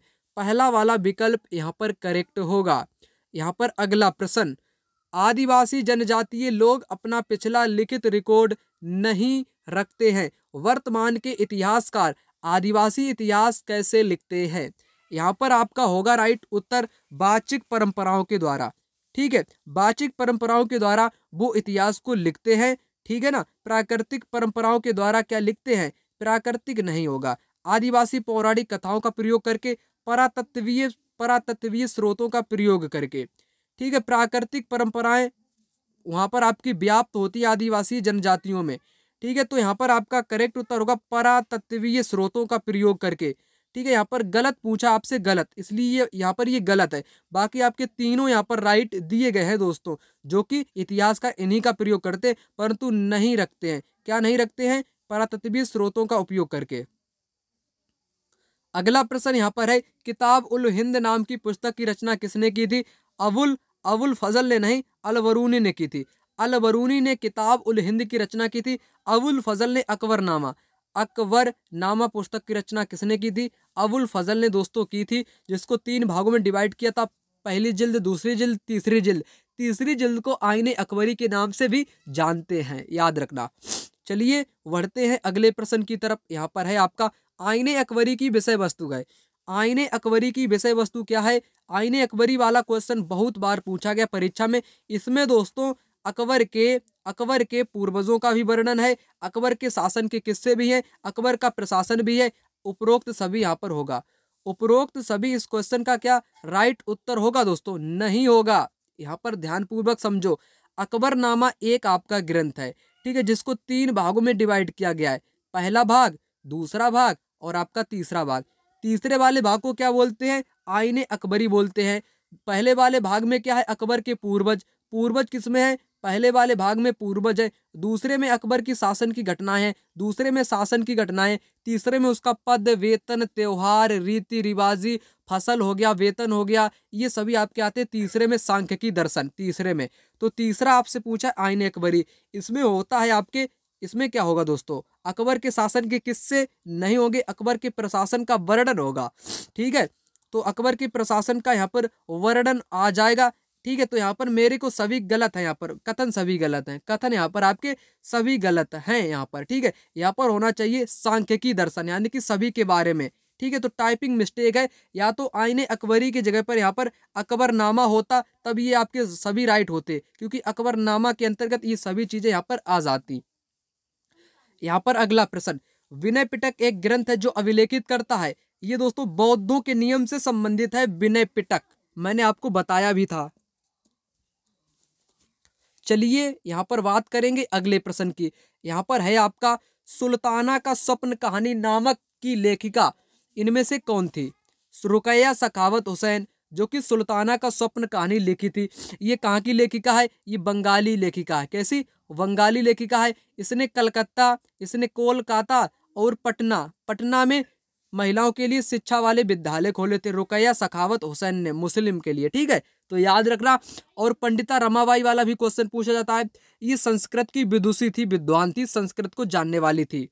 मुमताज अली बेगम ने क्या कहा था? कुरान की व्याख्या करके महिलाओं को भी शिक्षा का अधिकार मिलना चाहिए। महिलाओं को शिक्षा का अधिकार, महिलाओं को शिक्षा का अधिकार दिलाने के लिए कौन था? ये था मुमताज अली बेगम। तो करेक्ट उत्तर यहाँ पर होगा रुकैया सखावत हुसैन, जिसने सुल्ताना स्वप्न नामक कहानी लिखी थी। अगला प्रश्न यहाँ पर है, सबसे पुरानी पांडुलिपियां लिखी जाती थी। ये आपकी ताड़ पत्रों पर लिखी जाती थी, भुर्ज नामक पेड़ की छाल पर। भुर्ज नामक पेड़ की छाल पर सबसे पुरानी पांडुलिपियां लिखी जाती थी। यहाँ पर अगला प्रश्न, अष्टाध्यायी के लेखक है पाणिनि। पाणिनि। वेद व्यास किसके लेखक हैं? महाभारत के लेखक हैं वेद व्यास। वाल्मीकि रामायण के लेखक हैं। पाणिनि अष्टाध्यायी के लेखक हैं। चलिए यहाँ पर बढ़ते हैं अगले प्रश्न की तरफ। अगला प्रश्न यहाँ पर है आईने अकबरी के विषय में, ठीक है ना। मैंने आपको क्या बताया था? अकबरनामा एक ग्रंथ है जिसकी रचना अबुल फजल ने की है। किसने?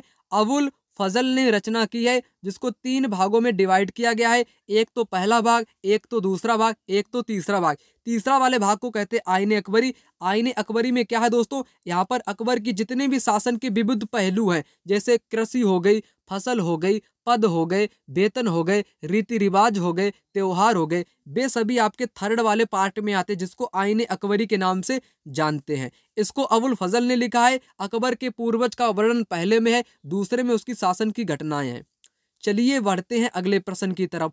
अगला प्रश्न, अधोलिखित में से किस लेखक की पुस्तक से कश्मीर के 12वीं शताब्दी ईस्वी का इतिहास प्राप्त होता है?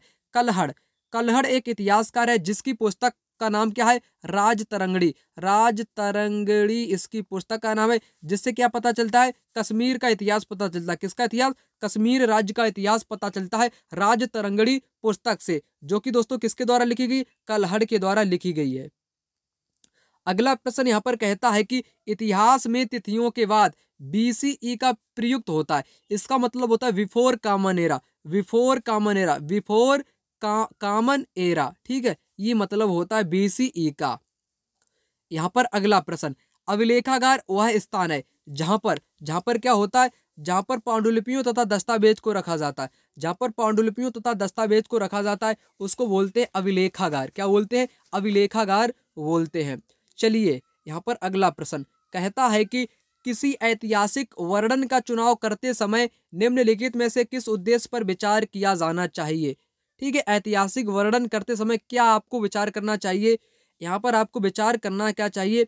कारणात्मक संबंध और निष्कर्ष स्थापित करना, यानी कि उस चीज का निष्कर्ष क्या निकलेगा, उसके कारण क्या हो सकते हैं, इस पर आपका फोकस होना चाहिए, हिस्ट्री का उद्देश्य। ठीक है, तो पहले ही वाला यहाँ पर करेक्ट उत्तर होगा।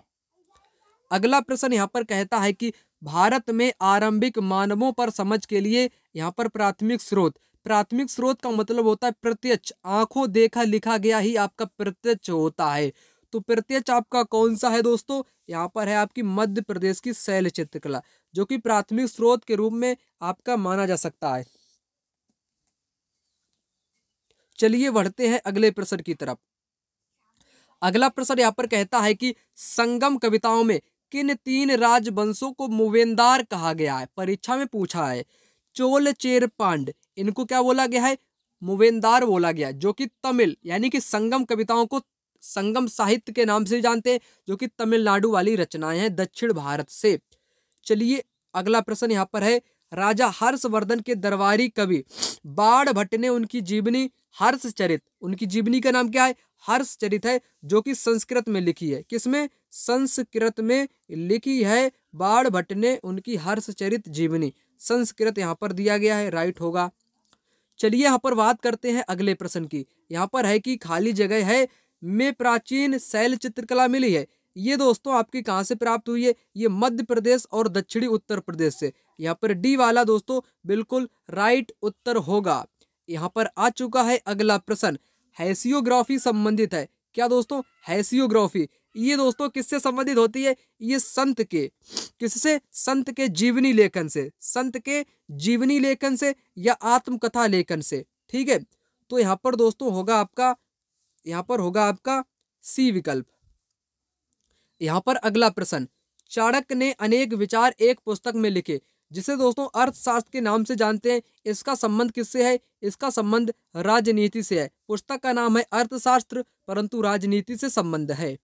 अगला प्रश्न यहाँ पर आ चुका है, कहता है कि स्थानीय समाचार पत्र से मौसम की जानकारी संग्रह का किस प्रकार का स्रोत है? किस प्रकार का स्रोत है? ये होगा द्वितीयक स्रोत।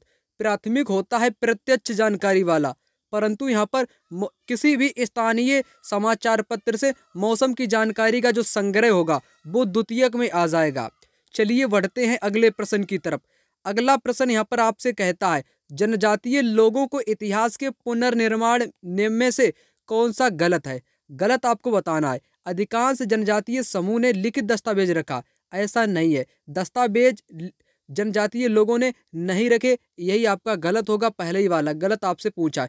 बाकी सभी यहाँ पर आपके राइट दिए गए। जनजातीय समृद्ध रीति रिवाजों और मौखिक परंपराओं का संरक्षण भी किया था, ठीक है, और एक दूसरे पर ये निर्भर रहा करते थे। इतिहासकार मुसाफिर में जनजातियों के बारे में बहुत कम जानकारी दी।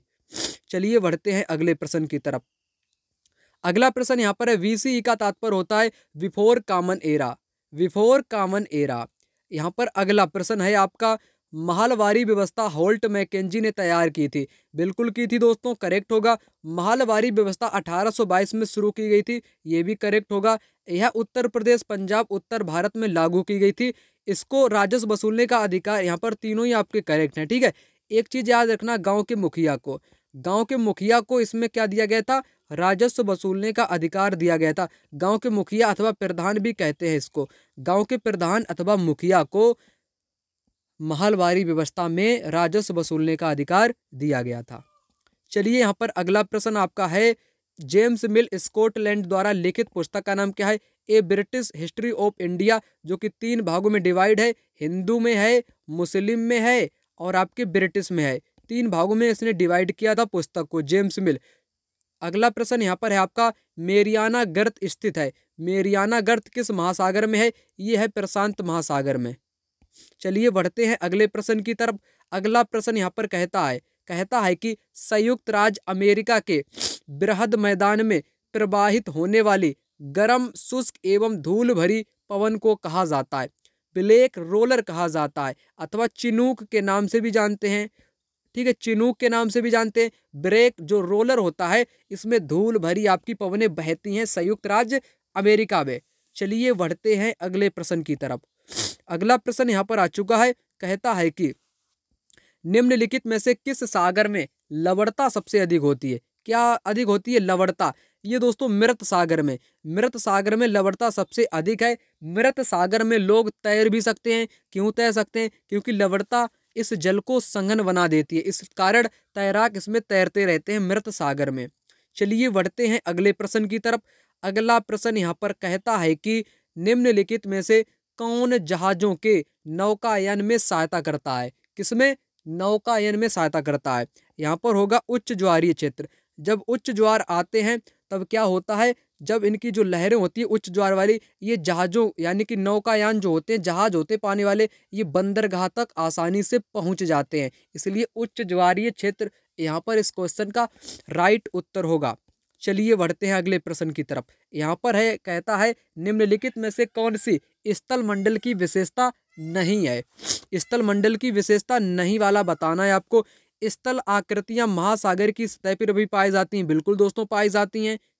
अगला यहाँ पर पॉइंट है, इस मंडल में खनिज संपदा भी पाई जाती है। स्थल मंडल में खनिज संसाधन भी आपके पाए जाते हैं, करेक्ट होगा।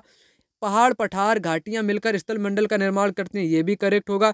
पृथ्वी का 97% जल स्थल मंडल में पाया जाता है।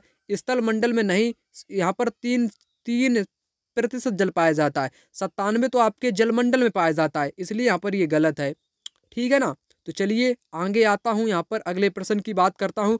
उत्तरी अमेरिका का पूर्वी तट व जापान के आसपास समुद्र मत्स्य प्रचुर है, क्योंकि दोस्तों यहाँ पर क्या होता है? गर्म व ठंडी धाराओं का मिलन होता है। जहाँ पर गर्म व ठंडी धाराओं का मिलन होता है, ये दुनिया के मछली उत्पादक देश माने जाते हैं, ठीक है। चलिए बढ़ते हैं अगले प्रश्न की तरफ। अगला प्रश्न यहाँ पर कहता है, पृथ्वी पर तापमान के वितरण को प्रभावित करने वाला सबसे महत्वपूर्ण कारक कौन सा है? सूर्यातप।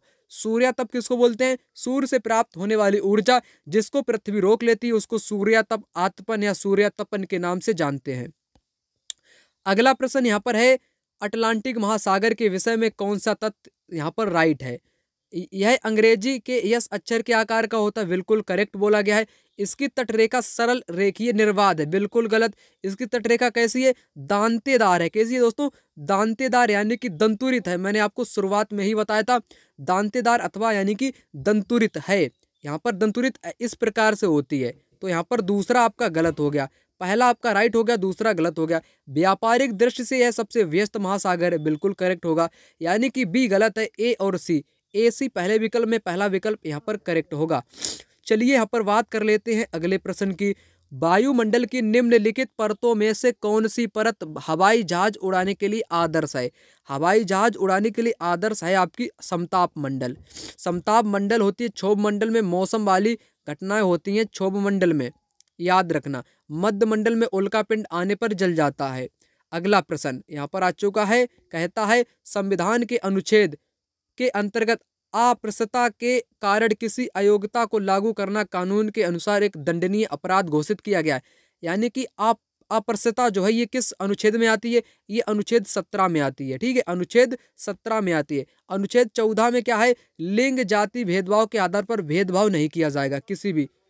अगला प्रश्न यहाँ पर कहता है कि भारतीय संविधान के अनुच्छेद 21 का संबंध किसके साथ है? यहाँ पर करेक्ट उत्तर आपका होगा पहला वाला विकल्प, जीवन के अधिकार। यानी कि जीवन का अधिकार अनुच्छेद 21 में है। स्वतंत्रता का अधिकार भी इसी में आता है। याद रखना दोस्तों, स्वतंत्रता का अधिकार, जीवन का अधिकार, पानी पीने का अधिकार, हवा लेने के अधिकार, ये सभी अनुच्छेद 21 में ही आता है। संवैधानिक उपचारों का अधिकार ये आपके 32 में आता है।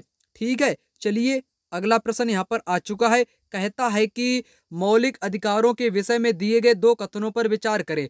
भारत के संविधान में दिए गए सभी मौलिक अधिकार न्यायालय में बाध्यकारी हैं, ऐसा नहीं है, यहाँ पर गलत है। शोषण के विरुद्ध अधिकार नागरिक को उच्च स्तर न्यायालय में जाने के लिए अनुमति प्रदान करता है यदि वह समझता है कि निचले स्तर के न्यायालय द्वारा दिया गया निर्णय अन्यायपूर्ण है। ये भी करेक्ट है। पहला गलत दूसरा सही, पहला गलत दूसरा सही, पहला गलत दूसरा सही, डी विकल्प यहाँ पर करेक्ट उत्तर होगा। चलिए बढ़ते हैं अगले प्रश्न की तरफ। अगला प्रश्न यहाँ पर कहता है कि कौन सा विषय राज्य सूची में उल्लेखित नहीं है? कृषि भी है, कानून व्यवस्था, नागरिकता, भूमि राजस्व। यहाँ पर आपका जो नागरिकता है ये केंद्र सूची में आती है, ना कि राज्य सूची में आती है, इसलिए सी विकल्प यहाँ पर करेक्ट उत्तर होगा, नहीं वाला पूछा है।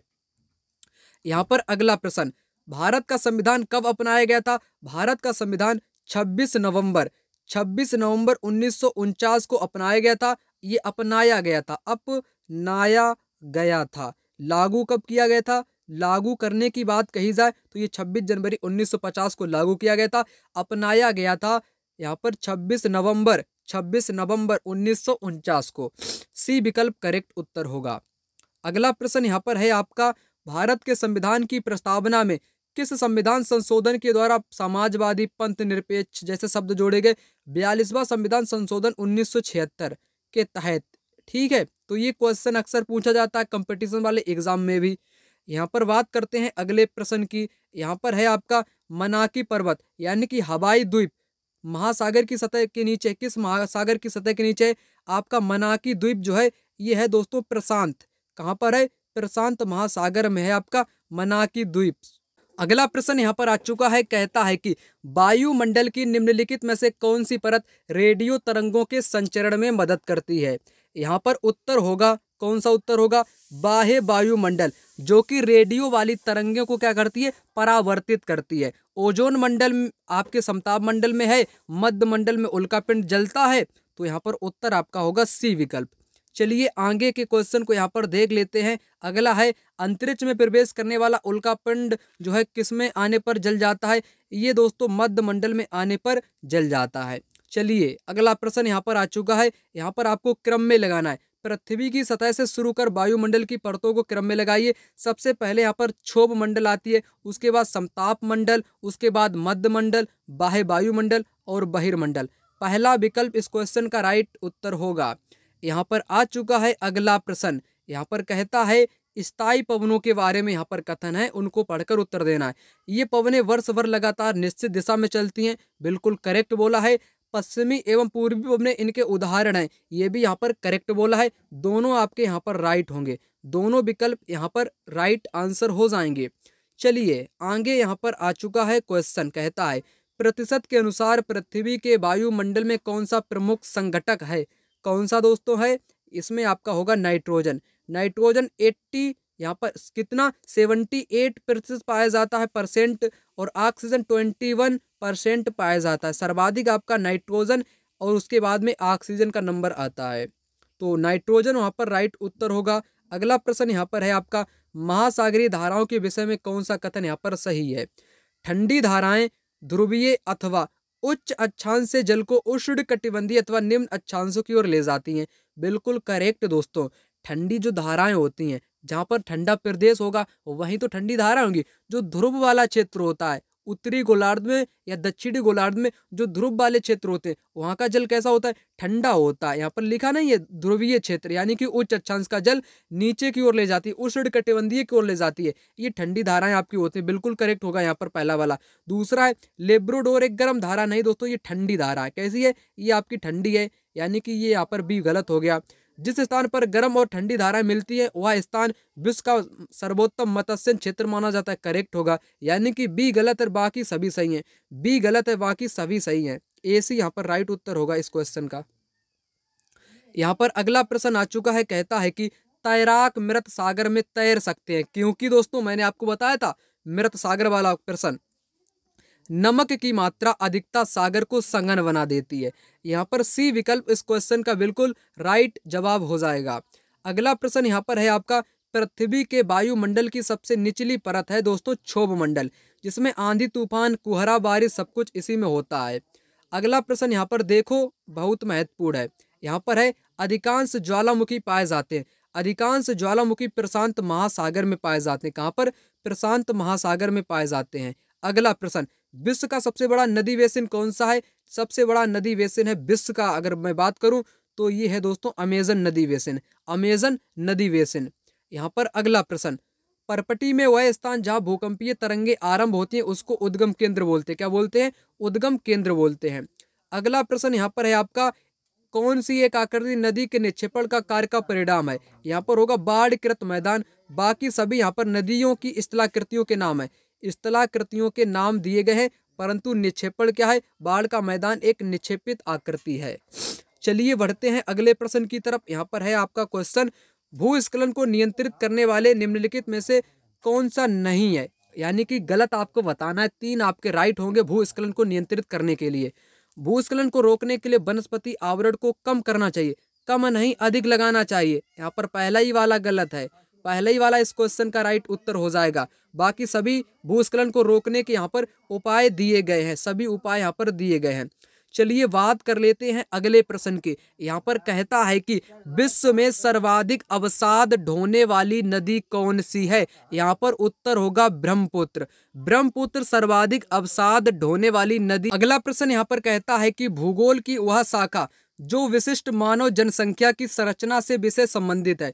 यहाँ पर होगा जनसांख्यिकी, जो कि जनसंख्या में लिंगानुपात, जनसंख्या का घनत्व, ये सभी जानकारी किसमें होती है? जनसांख्यिकी में होती है, जो कि हमन भूगोल यानी कि मानव भूगोल का ही एक पार्ट है। चलिए यहाँ पर बात करते हैं अगले प्रश्न की। कोयला एक उदाहरण है। कोयला एक तो उदाहरण है जीवाश्मी ईंधन का। जिसमें जीवाश्म पाए जाते हैं वो है आपका कोयला। जीवाश्म किस सेल में पाए जाते हैं? जीवाश्म पाए जाते हैं अवसादी सेल, इसलिए इसको परतदार भी बोलते हैं। क्या बोलते हैं? परतदार सेल भी बोलते हैं। राइट उत्तर होगा अवसादी सेल। अवसादी सेल जो है ये कोयला का एक उदाहरण है। कोयला एक उदाहरण है अवसादी सेल का। अगला प्रश्न यहाँ पर है आपका निम्नलिखित में से कौन सा कृषि आधारित उद्योग नहीं है? गलत बताना है। वनस्पति तेल भी आपका कैसा है? कृषि से आधारित ही है। सूती कपड़ा भी, वस्त्र उद्योग भी आपका कैसा है? ये भी कृषि आधारित है। मत्स्य तेल निर्माण ये मछलियों से प्राप्त होता है, ये कृषि से आधारित नहीं होगा। चर्म उद्योग भी कृषि के अंतर्गत ही शामिल किया गया है। यहाँ पर राइट उत्तर होगा मत्स्य तेल निर्माण उद्योग, जो कि कृषि आधारित उद्योग नहीं है। चलिए बढ़ते हैं अगले प्रश्न की तरफ।